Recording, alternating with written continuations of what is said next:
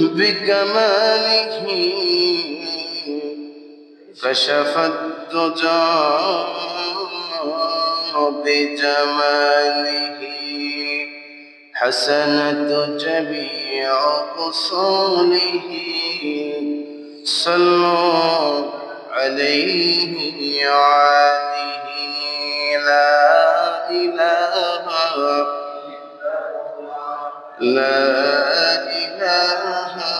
إلا الله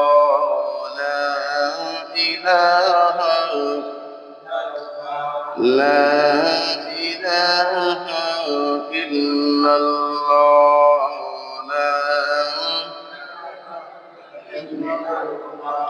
لا إله إلا الله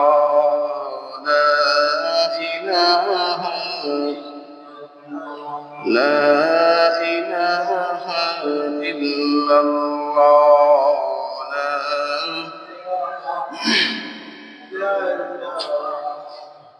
لا إله إلا الله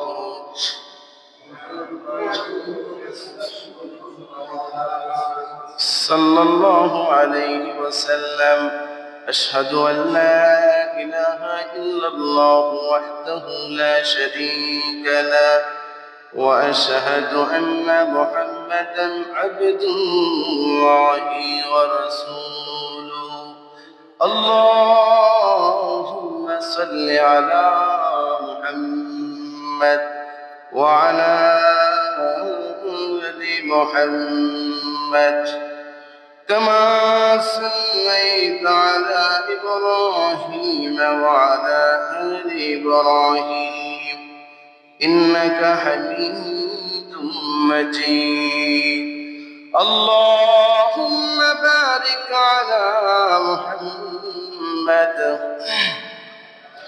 وعلى آل محمد كما باركت على إبراهيم وعلى آل إبراهيم رب اشرح لي صدري ويسر لي أمري واحلل عقدة من لساني يفقه قولي سبحانك لا علم لنا إلا ما علمتنا إنك أنت العليم الحكيم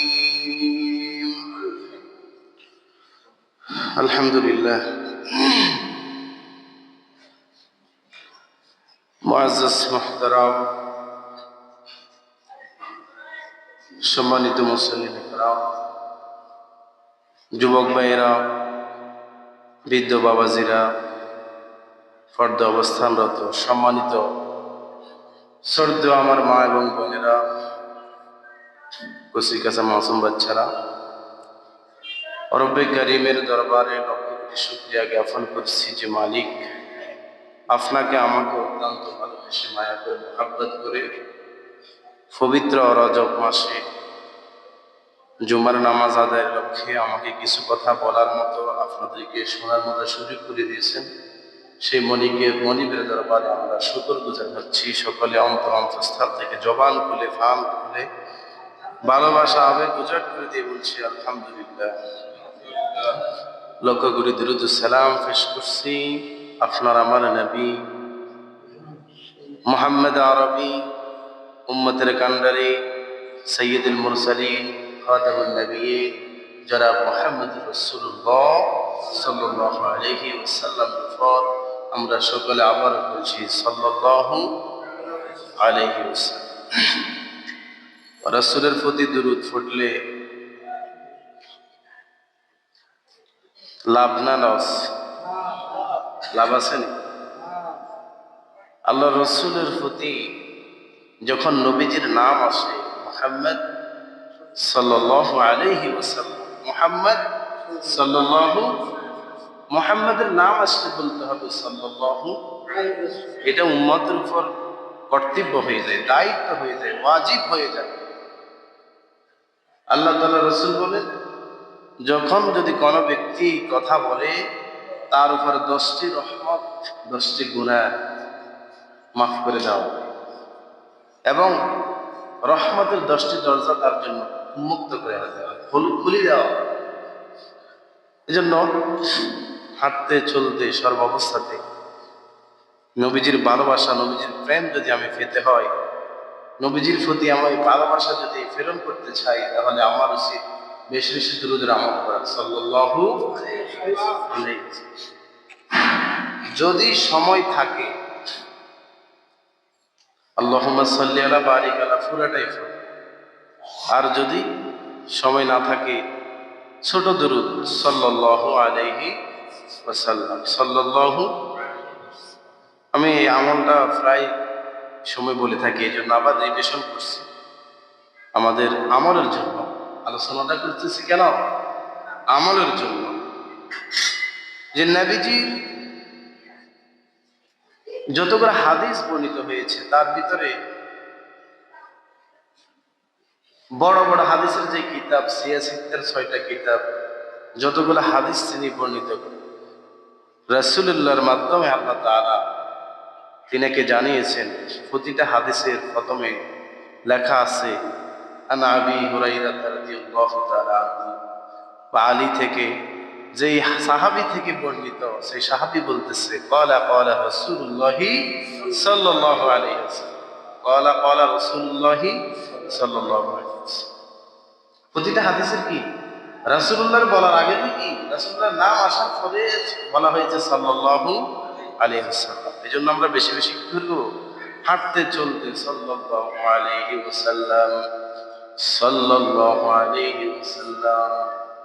কোন ব্যক্তি অসুস্থ বোধ মনে করতেছে, ব্যথা, শরীর ব্যথা লাগছে, পেটে ব্যথা করছে, রাসূল বলেন যদি কোনো ব্যক্তি যদি দুরূদের আমল শুরু করে দেয়, রাসূলুল্লাহর দুরূদের আমলের বরকতে আল্লাহ তাআলা তার পেট ব্যথা ভালো করে দেয়। শরীরে শক্তি নেই, দুর্বল, দুরূদের আমল করে, ইস্তিগফার করে, আস্তাগফিরুল্লাহ আস্তাগফিরুল্লাহ আস্তাগফিরুল্লাহ। কি এখানে আল্লাহর নাম আছে কিনা? আস্তাগফিরুল্লাহ আল্লাহর নাম আছে কিনা? সাল্লাল্লাহু আলাইহি ওয়াসাল্লাম আল্লাহর নাম আছে কিনা? সাল্লাল্লাহু।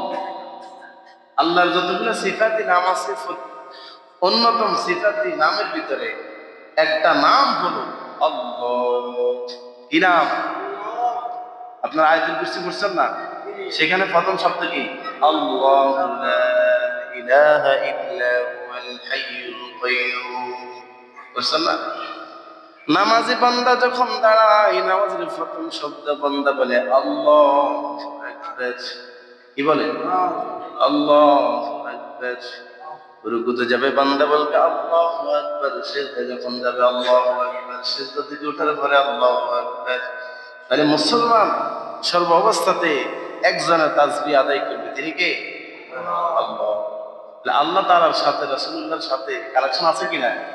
লা ইলাহা ইল্লাল্লাহ মুহাম্মাদুর রাসূলুল্লাহ। আল্লাহ তাআলা ছাড়া ইবাদতে উপাসনা করার কেউ নাই, ইলাহ নাই। আল্লাহ ছাড়া আর কোনো ইলাহ নেই। হযরত মুহাম্মদুর রাসূলুল্লাহ সাল্লাল্লাহু আলাইহি ওয়াসাল্লাম আল্লাহ তাআলার রাসূল।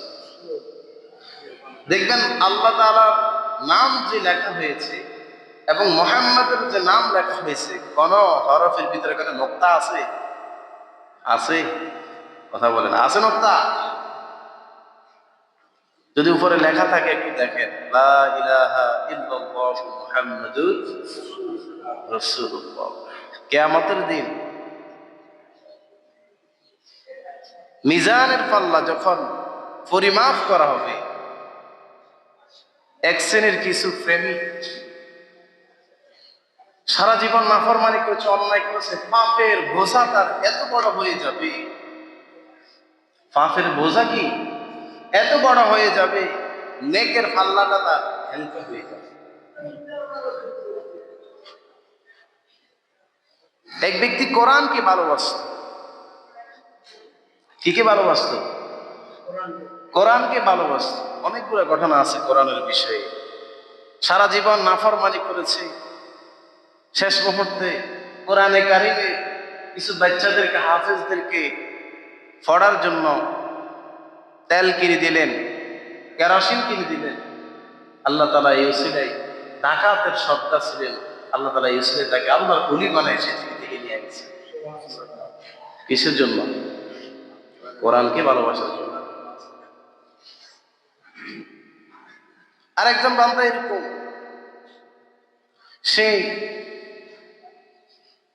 তার হাতের ভিতরে, এক হাতে তার কিছু সামান রয়েছে, আর এক হাতে তার কোরআনের কিছু লিখিত কাগজ রয়েছে। এখন লোকটি চিন্তা করলো, এগুলো সেই রাখতে পারতেছে না, এটাও সে রাখতে পারতেছে না, তখন কি করা? পরিবর্তন তো করতে হবে। ওই লোকটা এই কাগজের এই লেখাগুলা, কোরআনের লেখাগুলা মুখের ভিতরে যে সাবাই গিলে ফেলছে। কি করে ফেলছে? গিলে ফেলছে। আল্লাহ তাআলার কাছে এত পছন্দ হয়েছে, এত ভালো লাগছে, আল্লাহ তাআলা তার জীবনের সমস্ত গুনাহগুলোকে মাফ করে দিয়ে জান্নাতের মেহমান হিসেবে।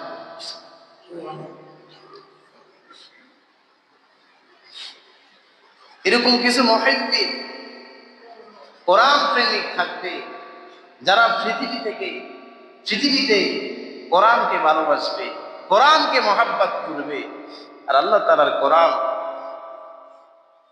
তাকে জান্নাতে নিয়ে পর্যন্ত তার লোক ছাড়বে। কিয়ামতের দিন কোরআনের সুপারিশ, কয়েক শ্রেণীর লোকের সুপারিশ আল্লাহ কবুল করবেন। তার ভেতরে অন্যতম একটা হলো কোরআনে কারীম, কোরআনে হাফেজ, কোরআনের আলেম। এদেরকে আল্লাহ তাআলা সুপারিশ করার যোগ্যতা দিবে। এমন একটা সময় আসবে, সেদিন যারা কোরআনকে পৃথিবীতে ভালোবাসতো, মহাব্বত করতো, কোরআন ছাড়া কিছু বুঝতো না, সকালবেলা ফজরের নামাজে কোরআন তেলাওয়াত শোনা ছাড়া তার ভালো লাগে না, কোরআন তেলাওয়াত করা ছাড়া সকালে ফজরের পরে তার দিনটা মনে হয় যেন কি বরকত শূন্য, বরকত হচ্ছে না। 5 ওয়াক্ত নামাজের পরে 5টা সূরা তেলাওয়াত করে দৈনন্দিন জীবনে একটা রুটিন করে দিছে, সে প্রতিদিন সকালবেলা ফজরের পরে কিছু কোরআন তেলাওয়াত করে। এই এতটুকু মহাব্বত, ভালোবাসা করার কারণে আপনি কোরআনকে বন্ধু বানিয়ে ফেলছেন। আপনার বন্ধুর সাথে বসা ছাড়া, বন্ধুকে তেলাওয়াত করা ছাড়া, বন্ধুর সাথে কথা বলা ছাড়া আপনার ভালো লাগে না। এটাই প্রমাণ করে যে আপনি কোরআনকে ভালোবাসেন, কোরআনের বন্ধু হয়ে গেলেন। আর আপনি যখন মারা যাবেন, পৃথিবী থেকে চলে যাবেন, এই কোরআন কবরে একটা মাসুম বাচ্চার মতো আপনার মাথার পাশে বসে যাবে। যতগুলা প্রশ্ন করবে, মান রব্বুকা ওয়া মান দীনুকা ওয়া মান নাবিয়্যুকা, কোরআন বলবে আমার বন্ধু সারা জীবন আমাকে ভালোবাসছে, মহাব্বত করছে, তেলাওয়াত করছে, যতগুলা প্রশ্ন করার দরকার আমাকে করো, আমার বন্ধুকে করার প্রয়োজন নাই। আল্লাহর ফেরেশতারা আল্লাহর কাছে চলে যাবে যে আল্লাহ, এই যে আপনার কোরআন আপনার এই বান্দার মাথার পাশে বসে গেছে, তা আমার কোরআন যেখানে বসে গেছে সেখানে আর তাকে কি বিরক্ত করার কোনো প্রয়োজন নাই। এভাবে কোরআন মিজানের পাল্লা যখন যাবে, দেখবে যে এই বান্দার জীবনে তেমন একটা আমল, তেমন একটা কোনো নেক তার জীবনে নাই। তার ফাঁস করতে করতে পাল্লাটা ভারী হয়ে গেছে, কিন্তু শেষ মুহূর্তে কোরআনকে যখন ভালোবেসে ফেলছে, কোরআন তো বলছে আমি ওয়াদা দিলাম জান্নাতে নেওয়া পর্যন্ত আমি বন্ধু তোমার লোক ছাড়বো না। কোরআন চিন্তা করবে আমার এই বন্ধুর ফাল্লাটা, নেকের ফাল্লাটা হালকা, আমি কি করা যায় যে এইটা কোরআন, এই কথাটা আমি এই জন্য বলতেছি যে লা ইলাহা ইল্লাল্লাহ মুহাম্মাদুর রাসূলুল্লাহ, যে কথাটা বলেছি এটার ওজন কত, এটার পরিমাপ কত। আসমানের নিচে, জমিনের উপরে, তামাম কুল কায়নাতের উপরে শ্রেষ্ঠত্ব হলো লা ইলাহা ইল্লাল্লাহ মুহাম্মাদুর রাসূলুল্লাহ। এটা ওজন। আল্লাহ বলেন, রাসূলের হাদিস আমাদেরকে জানান, দাখালাল জান্নাহ, যদি কেউ ইখলাসের সহিত, ঈমানের সহিত একবার বলে লা ইলাহা ইল্লাল্লাহ মুহাম্মাদুর রাসূলুল্লাহ, সে জান্নাতি। সে কি জান্নাতি। আল্লাহ তাআলার পৃথিবীতে যতগুলো বান্দা রয়েছে, আল্লাহ রাসূল বলেন আমার সমস্ত উম্মত জান্নাতি, আমার সমস্ত সমস্ত উম্মত কি জান্নাতি। এরপরে বলতেছেন ইল্লা আবা, কিন্তু এক শ্রেণীর মানুষ জাহান্নামী। তারা কারা? সাহাবাই কেরাম রাসূলকে জিজ্ঞাসা করলেন, তারা হলেন যারা আমার আল্লাহ এবং আমি রাসূলের অনুসরণ করে না, আমি রাসূলকে কি করে না, অনুসরণ করে না।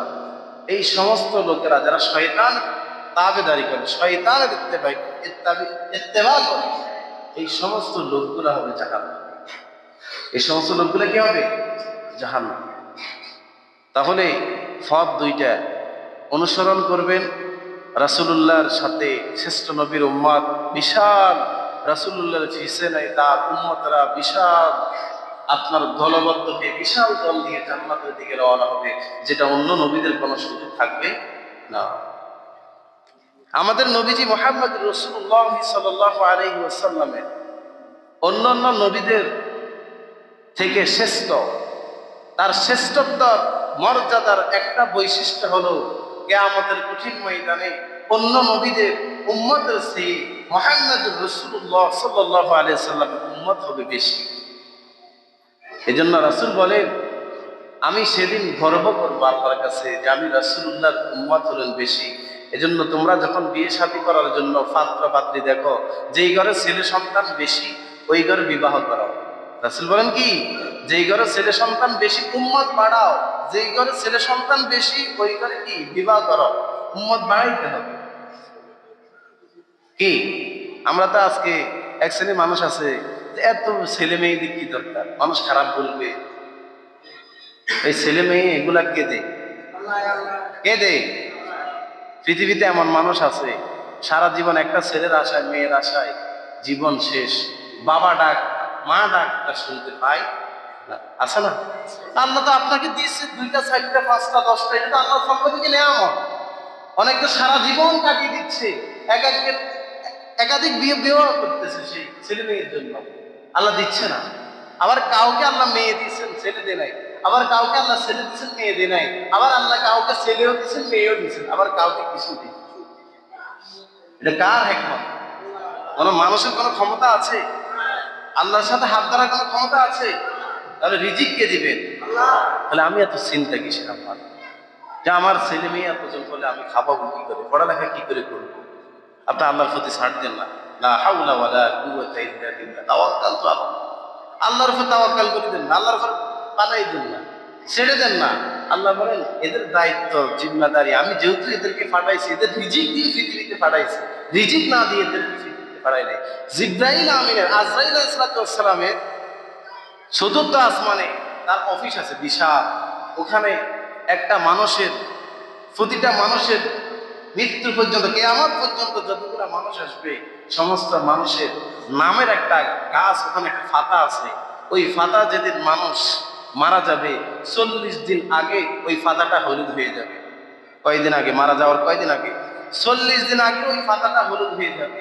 40 দিন পরে সে পৃথিবীতে বেঁচে থাকবে। ওখানে তার রিজিকের যে বরাদ্দ ব্যবস্থা, আল্লাহ তাআলার ফেরেশতা আজরাইল বলবেন, আল্লাহ তার বরাদ্দকৃত যে গরুর মাংস আপনি রেখেছেন, এটা তো সেই বরাদ্দকৃত সে বেশি খেয়ে ফেলছে, বা তার হাড়ে বলক দিতে। হায়াত এখনো 10 বছর বাকি আছে, কিন্তু গরুর গোস্ত যেটা বাজেট আছে, বাজেট শেষ করে ফেলছে, তো হাড়ে বলক দিতে। এই জন্য কোনো কিছু অতিরিক্ত ভালো না। গরুর গোস্ত বিষ, বেশি খাওয়া ভালো না। কিছু দুধ খাও, সবজি বেশি খাও, গোস্ত কম খাও, সপ্তাহে 2-1 বার খাও। আমরা তো প্রতিদিন 2-1 দিন পর পর গোস্ত না হলে ভালো হয় না। কিন্তু আপনার সবজি খাবেন, শরীরে এনার্জি হবে। গোস্ত খাবেন, অ্যালার্জি বাড়বে, বিভিন্ন সমস্যা হবে, প্রেশার বাড়বে, হার্ট ব্লক হয়ে যাবে। যে অতিরিক্ত কিছু খাওয়া যাবে না, কথা বুঝে আসে? এই জন্য আমরা যখন অতিরিক্ত কিছু খাবো, আমার হায়াতের বাজেটের বাইরে চলে যাবে, তখন অটোমেটিক আল্লাহ একটা সমস্যা দিয়ে দিবে, কারণ আমার বাজেট তো আর নেই। কি ওই ডাক্তারে গরু গোস্ত নিষেধ করে দিয়েছে, আসলে নিষেধ কোথায় থেকে এসছে? ডাক্তার তো উচিলে, আল্লাহ তো কয় বলক দিতে, খাই দিলে অসুবিধা। কারণ এতে একসময় বেশি খেয়েছে, বিয়ে বাড়িতে যাই 4 জনের খানা একজন এত জুলুম করে খেয়ে ফেলছে, কোনো দিকে তাকায়ও না। এই লোকটা তো আমি ইনসাফ করতেছি না, আমি তো কি বেইনসাফি করতেছি। আমরা বাড়ি দিছে একটা, 6 জনে খাবে বাদ করে, আমি অর্ধেক একসাথে মেরে দিলাম। কথা কি কিছু বুঝে আসছে? এই জন্য জুলুমি খাওয়া যাবে না, ইনসাফ প্রতিষ্ঠিত করতে হবে সর্ব জায়গাতে। ছোটখাটো বিষয়ে আমাকে ইনসাফ করতে হবে। তো যে কথা বলতে চেয়েছিলাম, রব্বুল আলামিন বলে কিয়ামতের কঠিন ময়দানে সমস্ত ব্যক্তিদের পাল্লাকে ওজন করা হবে। ছেলে সন্তান যতই কিছু তোমাদের আসুক না কেন, তোমার এর বিষয়ে তোমরা কোনো চিন্তা করো না, আমার উপরে ছেড়ে দাও, আমি তাদের রিজিকের ব্যবস্থা করে দিব। তাদেরকে রিজিক দিয়ে পৃথিবীতে পাঠাইছি। শুধু তোমার দায়িত্ব ছেলে সন্তানের বাবা হিসেবে, মা হিসেবে ছেলে সন্তানের যে দায়িত্ব কর্তব্য অর্জিত আল্লাহর পক্ষ থেকে, রাসূলুল্লাহর পক্ষ থেকে হাদিস জানাই, ওগুলো তুমি যথাযথ পালন করো। তাহলে তুমি বাবা মা হিসেবে বৃদ্ধ বয়সে ছেলে সন্তান থেকেও তুমি তোমার বাবা এবং মায়ের কি হক অধিকার তুমি পাবে। এই জন্য অবিচার করবেন না। অনেকে ছেলে সন্তান বেশি, অনেক জায়গাতে দেখা যায় এভাবে তাকে বিভিন্নভাবে অত্যাচার করে, তাকে মেরে ফেলা হয়, কিভাবে কি করে খাওয়াবে, এই সমস্ত চিন্তায় ভয়, এগুলো করবেন না। আল্লাহ যাই দিবে তার উপরে সন্তুষ্ট থাকবেন। মেয়ে হয়েছে, রুটি হয়েছে, অনেকে মেয়ে সন্তান হলে নারাজ হয়ে যায়। আইয়ামে জাহিলিয়াতের যুগে আরব দেশে এগুলো হয়তো এরা জীবিত মেয়েদেরকে ছেলে সন্তান থেকে কবর দিয়ে ফেলে। এই জন্য মেয়ে হোক ছেলে হোক সব কার নেয়ামত, আল্লাহর পক্ষ থেকে, অসন্তুষ্ট হবেন। যে কথা বলতে চাইছিলাম আমি আপনাদেরকে, তাহলে লা ইলাহা ইল্লাল্লাহ মুহাম্মাদুর রাসূলুল্লাহ, এই কথাটার ওজন অনেক বড়। আল্লাহ রাসূল বলেন যে এই কোরআনে কারীম যখন তার বন্ধুকে নিয়ে মিজানের পাল্লায় যাবে, দেখবে বন্ধু আমল নামার ডায়েরিটা, আমল নামার যে পাল্লাটা, এটা হালকা হয়ে আছে। কারণ কোরআন চিন্তা করবে আমার এই বন্ধুকে মিজানের পাল্লা থেকে আমি কি করে বাছাই। এই কোরআনে কারীমকে আল্লাহ তাআলা এমন শক্তি দিয়ে দিবে, লা ইলাহা ইল্লাল্লাহ মুহাম্মাদুর রাসূলুল্লাহ, যখন এটা তার হালকা নেকের পাল্লা তুলে দিবে, দেখবে যে তার গুনাহ চেয়ে নেকের পাল্লাটা ভারী হয়ে গেছে। কিসের বরকতে? লা ইলাহা ইল্লাল্লাহ মুহাম্মাদুর রাসূলুল্লাহ। এজন্য রাসূল বলেন তোমরা বেশি বেশি তোমাদের ঈমানকে নবায়ন করো, বেশি বেশি কালিমার তালকিন করো। কারণ তুমি জানো না পৃথিবীতে চলতে গিয়ে, হাঁটতে গিয়ে কোন কথার কারণে তোমার ঈমান নষ্ট হয়ে গেছে। আজকে আমরা অজু ভঙ্গের কারণ জানি, নামাজ ভঙ্গের কারণ জানি, কোন কোন জিনিস বলার দ্বারা, কোন কোন কথা বলার দ্বারা আমার ঈমান নষ্ট হয়ে গেছে, আমাকে পুনরায় কালিমা পড়ে মুসলমান হতে হবে। এই জিনিসটা আমরা জানি জানি এই জন্য রাসূল বলছেন তোমরা প্রতিদিন বেশি বেশি কালিমার তালকিন করো, লা ইলাহা ইল্লাল্লাহ মুহাম্মাদুর রাসূলুল্লাহ, লা ইলাহা ইল্লাল্লাহ মুহাম্মাদুর রাসূলুল্লাহ। আমি সাক্ষ্য দিতেছি যে আল্লাহ তাআলা ছাড়া ইবাদতের উপযুক্ত আর কোনো মাবুদ নেই, মুহাম্মাদুর রাসূলুল্লাহ সাল্লাল্লাহু আলাইহি ওয়াসাল্লাম আল্লাহ তাআলার রাসূল। আবার কালিমা শাহাদাতের ভিতরে বলা হচ্ছে আশহাদু আল্লা ইলাহা ইল্লাল্লাহ ওয়া আশহাদু আন্না মুহাম্মাদান আবদুহু ওয়া রাসূলুহু। আমি সাক্ষ্য দিতেছি যে আল্লাহ তাআলা ছাড়া ইবাদতের উপযুক্ত আর কোনো মাবুদ নেই। আমি আরো সাক্ষ্য দিতেছি যে হযরত মুহাম্মদ রাসূলুল্লাহ সাল্লাল্লাহু আলাইহি ওয়াসাল্লাম আল্লাহ তাআলার বান্দা এবং রাসূল। আল্লাহর বান্দা। অনেকে তো রাসূলকে দূরের তৈরি পৃথিবীতে বান্দা থেকে দূরে সরায়। এখানে বলতেছে আবিদুহু ওয়া রাসূল, আব মানে বান্দা। ঈসা আলাইহিস সালাম যখন পৃথিবীতে এসেছে, বিবি মারিয়াম তার কোনো বাবা ছিল না, বাবা ছাড়া আল্লাহ তাআলা সন্তান পৃথিবীতে ঈসা আলাইহিস সালামকে পাঠিয়েছে। আপনারা কি জানেন ইতিহাস? ইহুদিরা বলেছে যে ঈসাকে আল্লাহর পুত্র, নাউজুবিল্লাহ। বিবি মরিয়মের কাছে পাঠাইছেন যখন ঈসা আলাইহিস সালামকে, স্বামী ছাড়া, বাবা ছাড়া, পিতা ছাড়া। বিবি মরিয়মকে যখন তার আশেপাশের লোকেরা জিজ্ঞাসা করত, আল্লাহ তাকে শিখিয়ে দিয়েছেন, তুমি বলবো আমি রোজাদার। আমি কি রোজাদার? আমি কোনো কথা বলতে পারবো না। ঈসা আলাইহিস সালাম যখন পৃথিবীতে আসলেন 6 দিনের বাচ্চা, বলছে তোমরা যা জিজ্ঞাসা করো আল্লাহ তাআলা পয়গাম আল্লাহর ওহী, এই শিশুকে তোমরা জিজ্ঞাসা করো। ওই মরিয়ম তুমি কি পাগল হয়ে গেছো? এই 6 দিনের বাচ্চা কি কথা বলতে পারে? আল্লাহ বলালে বলতে পারে কি? ঈসা আলাইহিস সালাম কি বলছেন, কি জবাব দিয়েছেন জানেন? আনা আব্দুল্লাহ আতানিয়াল কিতাব ওয়া হাযা নাবিয়্যা। ঈসা আলাইহিস সালাম সুন্দর জবাব দিয়ে দিচ্ছেন, আনা আব্দুল্লাহ, আমি আল্লাহর গোলাম, আতানিয়াল কিতাব, আমাকে কিতাব প্রদান করা হয়েছে, ওয়া হাযা নাবিয়্যা, আমাকে নবী হিসেবে প্রেরণ করা হয়েছে। মানুষ তো অবাক হয়ে গেল, এই 6 দিনের বাচ্চা পৃথিবীতে 3টা সন্তান কথা বলছেন। একজন ঈসা আলাইহিস সালাম ইউসুফের যুগে ইসির, আর একটা রাখালের যুগে। যে রাখাল,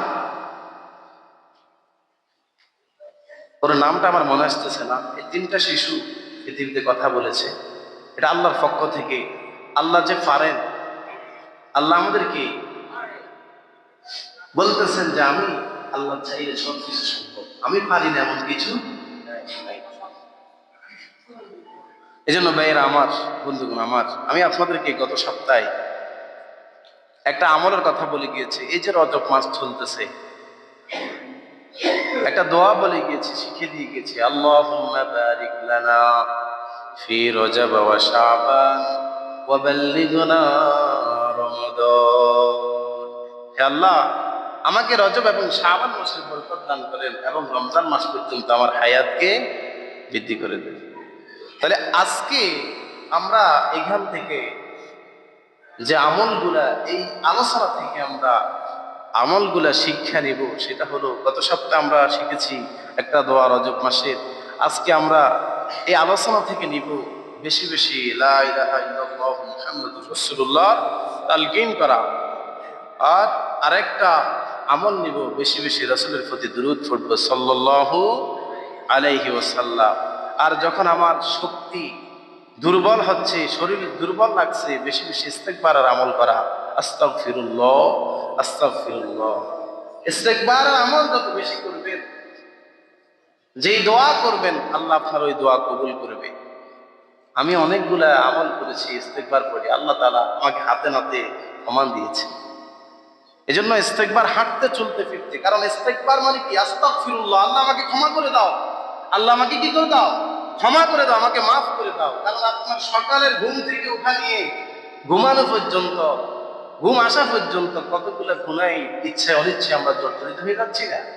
এই জন্য আল্লাহর কাছে বেশি বেশি তওবা ইস্তেগফার করা, বেশি বেশি। কারণ আপনার হায়াত মৃত্যু কখন এসে যায় আপনি নিজেও তো বলতে পারবেন না, জানেন? কেউ কি বলতে পারবেন, গ্যারান্টিতে বলতে পারবেন আমার হায়াত এতদিন আছে? 1 মিনিট, 2 মিনিট, 1 ঘন্টা আছে বলতে পারবেন? এখানে জুমার নামাজ পড়ার জন্য যে আপনি পড়বেন, এটারও তো কোনো গ্যারান্টি আছে? এই জন্য হাঁটতে চলতে বেশি বেশি ইস্তেগফার করবেন, দুরূদের আমল করবেন সাল্লাল্লাহু আলাইহি ওয়াসাল্লাম। আস্তাগফিরুল্লাহ, আস্তাগফিরুল্লাহ সাল্লাল্লাহু আলাইহি ওয়াসাল্লাম। আর বেশি বেশি কি পড়তে বলছি?